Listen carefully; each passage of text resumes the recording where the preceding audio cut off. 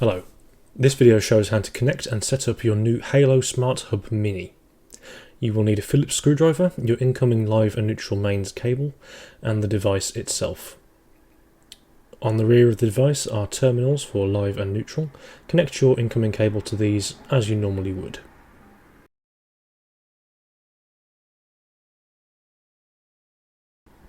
Give them a little tug to make sure the connection is tight.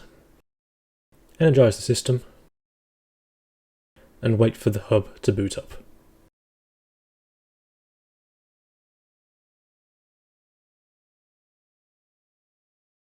Once the hub has booted, follow the on-screen instructions to connect it to your Wi-Fi network.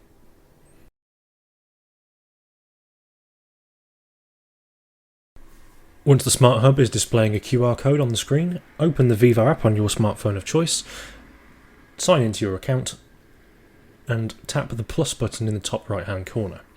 You can then select Scan, and scan the QR code displayed on the hub screen.